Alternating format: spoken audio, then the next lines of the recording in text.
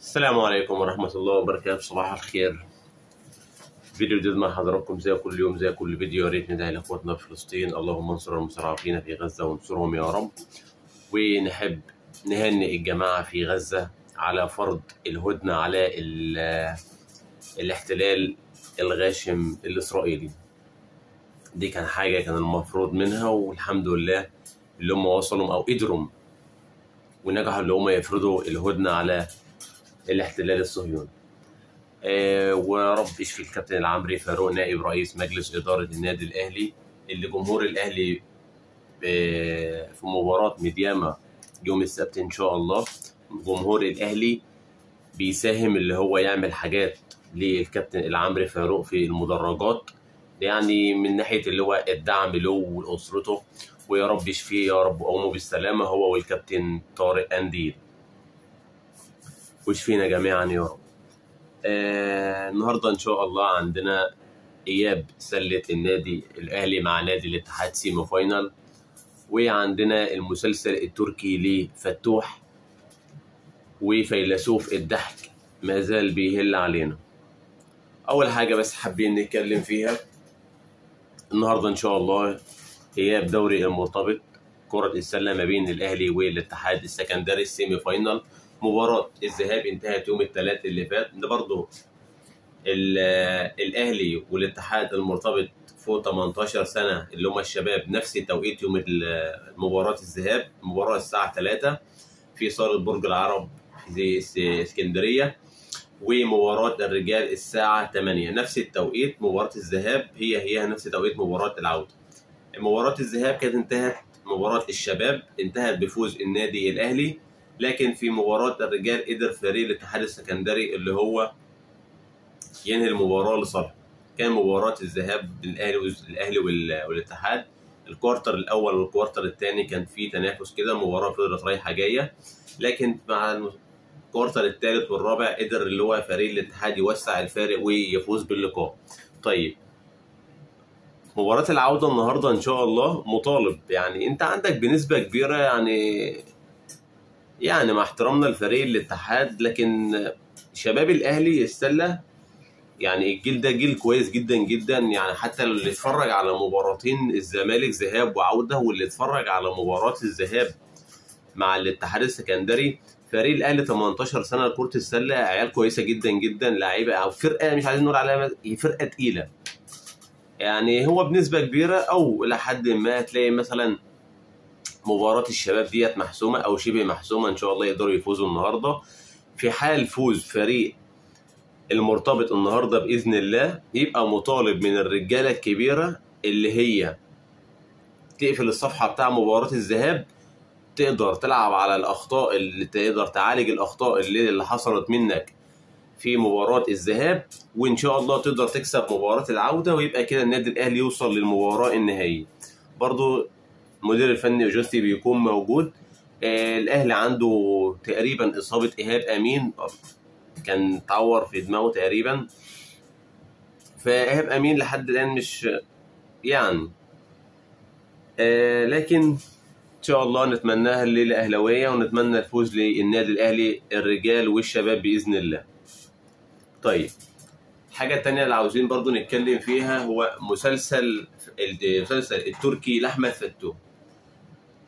من ساعة ما طلع علينا استبعاد ثلاثي أحمد فتوح من الزمالك، الثلاثي أحمد فتوح ومصطفى الزناري ومحمد صبحي، وهو لحد النهاردة لحد يومنا ده مسلسل أحمد فتوح ده ما بيخلص. ده فعلا عامل زي المسلسلات التركية، بتتباع بال70 حلقة وال80 حلقة وجزء أول وجزء تاني، وسبحان الله أنت ما بتزهقش منها، يعني ما بتملش منها كده. الجماعه اللي هم بيتفرجوا على المسلسلات التركيه واللبنانيه والقصص ديت، مسلسل احمد فتوح هو عامل زيهم كده برضه، يعني كل الناس امبارح والنهارده السوشيال ميديا مقلوبه على احمد فتوح اللي هو راح مع لاعيبه النادي الاهلي، اللي بخصوص بس بنحب نبارك لحسين الشحات على افتتاح ملعب خماسي كده تحت كوبري السلام في المنطقة والمدينة اللي بيسكن فيها حسين الشحات، وهي برضه تقريبا نفس المدينه نفس المنطقه بتاعت احمد فتوح. فامبارح كان في افتتاح ملعب كده، مشروع الخاص لحسين الشحات، ملعب خماسي، ملعب نجيله كده، وكان في بعض لاعيبه الاهلي ومعاهم احمد فتوح. يعني حتى كمان من اللي شفناه قال لك اللي كان موجود في افتتاح المشروع بتاع حسين الشحات هي لاعيبه الاهلي واعلاميين واحمد فتوح بس. طيب مش ده موضوعنا بقى، موضوعنا كله ان ازاي يكون هو احمد فتوح لوحده. يعني الناس كلها طلعت قاعده تتكلم، واللي يقول لك بكره تندم يا جميل، واللي يقول لك. فبص يا جماعه، من النهايه احمد فتوح لو كان في نيه للاعتذار مش هيعتذر. تمام. وبص عشان بس اقول لك حاجه، يعني مش عايزين نسبق اوانها. اي حاجه بتحصل، ركز في الجمله دي، اي حاجه بتحصل من ناحيه احمد فتوح اللي الاعلام بيبينه لك، اي حاجه الاعلام بيبينها لك بالنسبه لاحمد فتوح، كل اللي بيحصل ده حاجه، والمخطط لاحمد فتوح حاجه تانية. يعني اللي بيظهر لك بالاعلام تجاه احمد فتوح ورايح فين وجاي من دلوقتي، احمد فتوح من الكلام اللي شفناه وكل يوم في جديد مع المسلسل ده، احمد فتوح يعني من الكلام اللي بيطلع لك ناس كتير عايز احمد فتوح، سواء الخليج سواء هنا سواء هناك سواء اوروبا، كل ده كلام حلو. لكن كل اللي الاعلام بيطلعه لك ده حاجه، لكن المخطط حاجه تانية خالص. المخطط ده يعني خليه بس كده ايه، هيبقى مفاجاه. المخطط لاحمد فتوح محدش يعرف عنه اي، ده حاجه تانية كده. بيخططوا، بعض الناس بتخطط لحاجه، لكن اللي بيظهر لك حاجه تانية خالص. فخلينا ايه دلوقتي ده عشان ده ما يسبقش اوانه. فالناس كلها طبعا بتنتقد لاحمد فتوح وازاي اللي هو مثلا راح، والمفروض احمد فتوح كان قدم اعتذار. احمد فتوح هو مش همه اي حد بالبلد كده. يعني احمد فتوح لا عنده نيه اللي هو يعتذر، ولا عنده نيه اللي هو يكمل معاك في الزمالك. تمام. وبالبلد هو مش همه اي حد بصراحه، عشان نكون ايه واضحين. طيب الناس الزملكاويه بقى او الاعلام يسكت؟ لا، ما هو الاعلام هي دي شغلته. الاعلام هو لازم يطلع بقى. يعني لو كان في امبارح خناقات والدنيا وهم ما يتلم، مش هيتكلم في اي حاجه قد ما يتكلم في موضوع احمد فتوح. اشمعنى احمد فتوح اللي راح مع لعيبه الاهلي؟ وغير كده وكده برضه ايه، احمد فتوح برضه يا جماعه هو يعني صايع. يعني احمد فتوح تحس ان هو جايبها من تحت. فبرضه احمد فتوح في معسكر المنتخب قام ايه رافع كده صوره على تويتر له، ايه صوره بقى بغمزه، ايه صوره مثلا بيتكلم المنطقه اللي هو الكادر بتاع الصوره اللي كان فيها، إيه مروان عطيه وراه محمد عبد المنعم جنبه عمر كمال، إيه هنا رامي ربيعه. فهو برضه هو عارف هو بيعمل ايه. يعني هو دماغه شغال، هو صايع بمعنى الكلمه صايع. يعني كان في ناس يقول لك مثلا اشمعنى الصوره دي، ما هو عنده صور تانية بس هو اختار الصوره دي. يعني واحمد فتوح عاوز يلعب بقى على حاجه كده هو عايز يوصل لها. إيه هنزل لكم الصور دي، شوف دنياكم فيها ايه، حب يضايق الناس مثلا ما تعرفش. لكن ناحيه تانية برضه يعني الاعلاميين والناس على السوشيال ميديا ماسكين وتقطيع وما اعرفش ايه. خلاص يا جماعه خلاص. يجي مثلا واحد يقول لك اداره الزمالك مش هاممها واللاعب ما يفرقش معاها والاعلام ما يفرقش معاه او الجمهور ما يفرقش معاه. والله العظيم اداره الزمالك لحد الان والجمهور لحد الان بيتمنى 1% ان احمد فتوح يرجع. يا جماعه احنا مش هنضحك على بعض. يعني العقليه او الناس في اداره الزمالك او جمهور الزمالك، يعني هو يعني ده مش اول موقف ولا تاني موقف ولا 10 موقف، ده في مواقف كتير على مدار التاريخ حصلت. فبتبين لك هي الناس دي على ايه. الجمهور يبين لك اللي هو مثلا اللاعب ما عادش هيفرق معايا وما اعرفش ايه ومش عايزه. يا جماعه احنا مش هنضحك على بعض. احمد فتوح لو رفع بوست او قدم اعتذار او قال لك اللي انا هرجع وعفى الله عما سلف وهرجع بالرقم اللي انتوا تحطوه والقصص دي كلها، الجمهور ده هينسى كل حاجه. اتكلمنا فيها قبل كده. فهو الاعلام حابب بس يكبر الموضوع. يعني خلاص يا جماعه، هو الراجل بيطلع منه الحاجات ديت خلاص، حاول تفضي دماغك. هو الراجل قال لك يعني بالبلد هو مش عايز يكمل في الزمالك. ما تقعدش بقى انت بقى. وسبحان الله بعض الاعلاميين وهم بيتكلموا يعني هم يعني مش كفايه اللي هم زملكاويه، عشان بس تبين لك يعني هم مش كفايه اللي هو اعلامي زملكاوي معروف، حتى كمان طريقه الكلام هو بيتكلم عليها هو من جواه زعلان اللي انت رايح. زعلان. ما هو في بعض الاعلاميين، بلاش نتكلم في النقطه دلوقتي. الاعلام وهو بيتكلم على الصوره زعلان من جواه زعلان. لكن هو عارف مثلا لو لاعب تاني غير فتوح ما كانش هياخد الضجه دي، او مثلا ما كانش هياخد الضجه لو اسمه ما كانش ارتبط بالاهلي. يعني انت عارف مثلا لو فتوح كان مجدد مع الزمالك والامور تمام، الدنيا تمام ما فيش فيها اي حاجه، وراح مثلا يبارك لحسين الشحات في المشروع بتاعه، عادي. كان الجمهور قاعد يتكلم والاعلام قاعد يتكلم، شفتوا يا جماعه دي الروح الرياضيه وبنرفض التعصب وما اعرفش ايه، لعيبه من هنا مع لعيبه من هناك والدنيا تمام. لكن اللاعب عنده دلوقتي في كلام بيتقال عليه، واللاعب في كلام بيتقال اللي هو راح الاهلي، وانت تروح تجتمع مع لعيبه الاهلي في مشروع لاعب من الاهلي وتتصور مع لعيبه الاهلي في الاعلام بيبين لك قد ايه اللي هو زعلان اكتر من مجلس الاداره واكتر من الجمهور. الاعلامي برضو هو مش قادر يبقى مثلا ايه، يسيب انتمائه دلوقتي، مش قادر يبقى محايد. فما كنتش اتوقع خالص ان احمد فتوح يعني يلعب بالاعلام ويلعب بالناس كده البيضه والحجر. صايع جدا احمد فتوح ده والله. والله اعلم بقى الايام اللي جايه ايه. فتوح هل مثلا هيجدد في الزمالك؟ ده شبه مستحيله. هل هيطلع الخليج؟ هل هيكون مثلا موجود في نادي مصري؟ الله اعلم، لسه الايام جايه ايه.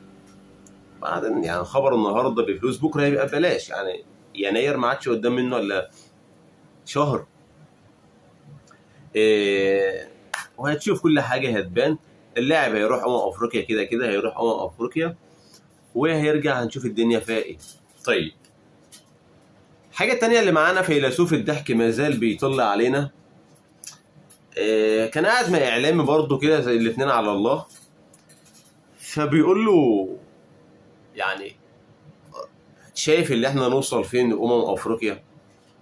او مثلا ايه، عايزك تحط له القايمه اللي الراجل هياخدها معاه افريقيا. قال له دلوقتي اعتبر نفسك انت المدير الفني، وحط التشكيله او حط القايمه.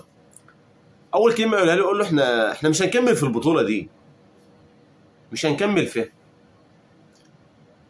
قال له طيب ماشي، يعني ممكن تحط لنا القايمه. قال له ماشي، لو انا المدير الفني هاخد معاه ايه قبلها. قال له ايه، حط له القايمه. نركز بس يا جماعه. قال له ماشي، من ناحيه الحراس هيبقى الشناوي، ابو جبل، محمد بسام. ورجع عند كام واحد كده في السرد باك حب يخبط، قال لك لا سيبك من الاسامي لو انت المدرب. قال له ماشي لو انا المدرب. قام راجع تاني قال لك الشناوي، ابو جبل، محمد عواد. واخد بالك؟ في الاول حط بسام، وكان بينتقد ان عواد ان صبحي راح معسكر المنتخب الماتشين اللي فاتوا، وكان منتقد اللي ليه ما تاخدش بسام. فلما جه الوقت قال لك لو انت المدرب مش هياخد بسام. ما علينا، هو كل حاجه والعكس، هو عامل زي اللي هي زبادي ميكس، كل حاجه والعكس. فجه مثلا يتكلم على ايه، خط الظهر. او الباك اليمين قال لك الباك اليمين هي معروفه محمد هاني وعمر كمال، الباك الشمال اللي هيبقى الاثنين محمد حمدي واحمد فتوح، كان معترض برضه على احمد فتوح. فجي في الجماعه المساكين قال لك عبد المنعم رامي ربيعه وعلي جبر لا، هضطر اخد مثلا معاك ياسر ابراهيم واحمد سامي وبتاع. فالمقدم قال له طب واسامه جلال؟ قال له اسامه جلال ده لو لعب، لو هو لعب هيبقى هو ايه رقم 2 بعد محمد عبد المنعم. فالمهم قال لك محمد عبد المنعم واحمد سامي واسامه جلال على ياسر ابراهيم على ما اعرفش ايه. قال لك كده انت عندك 5 مساكين. كانوا الاول قال لك 6، قال له بس هنشيل واحد، قال له ايه خليها 5 ماشي. راح عند نص الملعب قعد يحط شويه الملعب شويه اللي هم الجماعه الديفندرات. قال لك طارق حامد لا كده خلاص كده كبر، النني بقى يبقى مثلا ايه تكريم له اعتزال وما اعرفش ايه بعد البطوله ديت. ورجع بعد كده حب يحسن الموقف، قال لك يبقى الخبره معاهم، قال لك استبعد محمود حماده والجو ده. المهم ايه، جينا عند الجماعه اللي قدام خط الهجوم. قال لك مصطفى شلبي لو في حالته من الحق يا جماعه معلش كنت هنسى والله، معلش نرجع تاني خط الظهر. قال لك الونش. فالمقدم استغرب، قال له ونش ازاي ده الونش صليبي وبتاع. قال له ما هو هيرجع وهيلعب. قال له هيلعب ازاي ده هو لسه بيعمل تاهيل وما اعرفش. قال له لا هيلعب، اسمع مني بس هيلعب. المقدم بقى تقريبا هو حب يتخانق او اتخانق منه، فحب يعدل له النظريه شويه. قال له اخر كلام او المعلومات اللي عندي ان الونش ده مش هيرجع قبل نص يناير. فالتاني يقول له طيب ماشي حقك عليا. الابيض كان كده كام 6 مساكين. قال لك هنشيل واحد يبقى 5 مساكين تمام. نرجع تاني للموضوع. قال لك مصطفى شلبي ده لو فايق، تقريبا مصطفى شلبي حاليا مصاب. قال لك ده لو فايق هيلعب على تريزيجيه، يعني اللي محل تريزيجيه شويه الاحتراف. وهو طول حياته وعمر مرموش، قال لك طول حياته هو معترض على عمر مرموش. قال لك عمر مرموش برضه لو انا مدير فني هاخده معايا عشان خاطر المحترفين وما اعرفش ايه. لكن عمر مرموش يعني رقم 1 تريزيجيه يلعب في المكان ده. وتريزيجيه لولا اللي هو محترف ومصطفى شلبي في حالته كنت هلاعب مصطفى شلبي عليه. تمام. جينا عند الناحيه الثانيه قال لك ده صلاح خلاص وما اعرفش ايه زيزو والقصه دي. الهجوم مصطفى شلبي ومصطفى محمد ومحمد شريف والحوارات دي. فجاء عند ما اعرفش ايه اللي حصل ايه اتكلم على اداره الزمالك وبتاع. قال لك ايوه يا عم ده المفروض يرجعوا مصطفى فتحي. مصطفى فتحي المفروض يرجع للزمالك، ده اللاعب اللي هو يقدر يعمل لك حلول ويقدر يجيب لك اجوان. وانتوا رايحين تجيبوا لي احمد الشناوي. ليه مصطفى فتحي ما يلعبش في الزمالك؟ ليه ما ترجعوش الزمالك؟ الناس كلها اختارت المجلس الجديد علشان عارف اللي انت تختار الناس الصح. ليه ما ترجعش مصطفى فتحي؟ حلو. هنا طلب مصطفى فتحي يرجع الزمالك. القايمه اللي هو واخدها لو هو مدير فني ما خدش معاه مصطفى فتحي. ده بقول لي بقى يعني انا اصدقك ازاي يا جماعه؟ هي واصله لكم؟ يعني هو بيختار ناس مصابه وبيختار ناس ترجع للانديه وما اختاروهاش معاه في المنتخب لو هو مدير فني. حتى كمان القائمه اللي هو اختارها صفت على كام 24 واحد. فالمقدم قاعد بيقول له، المقدم اللي هو بتاع الاعلام البرنامج قاعد يقول له ايه طيب نفترض مثلا لو هي 27 كده عندك في 3 ناقصين. قال له 3 هختار. انا قلت بس بقى طالما قال لك ال3 هختار، اول واحد هيقول عليه مصطفى فتحي. ده لازم يروح بصراحه، ده لازم يروح مع المنتخب. فانا قلت هيقول مثلا ايه مصطفى فتحي. لقيته بيقول لك بقى ايه قفشه لو انت عايز تلعب، لو انت عايز تكسب كل الماتشات، بصرف النظر عن التعليق اللي هو قال لك الثلاثه. رقم واحد قفشه عشان يمسك لك الملعب، يمسك لك كوره في نص الملعب والقصص ديت. ومحتاج باك شمال، هاخد محمد شكري بتاع سيراميكا. والثالث محتاج اجيب سيرد باك. ده القايمه اللي الكابتن فيلسوف الضحك لو هو مدير فني عاوز يروح بقى افريقيا. ومع ذلك بيقول لك ايه، مع ان مع الحاجات دي برضه مش هنكسب البطوله. انا عمري في حياتي ما شفت واحد بيختار 6 مساكين وهو رايح بطوله. والباك الشمال هو عنده 2، واحد اساسي وواحد احتياطي، او الاثنين بيلعبوا، ما عايز يجيب عليهم كمان واحد تاني. والليله اللي عندك الزحمه الخيالة اللي في نص الملعب عايز كمان يضيف عليها. ده بقول لك القائمه بتاعتي لو انا مدير فني. ده الحمد لله اللي انت مش مدير فني. اقسم بالله ده انت لو مدير فني، احنا فعلا احنا مش بس مش هنكسب البطوله. ده احنا لو خدنا اوت في الماتش يبقى ده كرم من عند ربنا. وما زال بيهل علينا، ولسه هنشوف الايام الجايه برضو الكلام بتاعه ايه. ده لسه، ده احنا قاعدين فترات ضحك، اقسم بالله فترات ضحك. علشان بس ايه ما نطولش على الناس. النهارده ان شاء الله هي في سيمي فاينال السله، الاهلي والاتحاد. نتمنى الليله ان شاء الله تكون اهلاويه، واتمنى المكسب باذن الله الفريق الاهلي.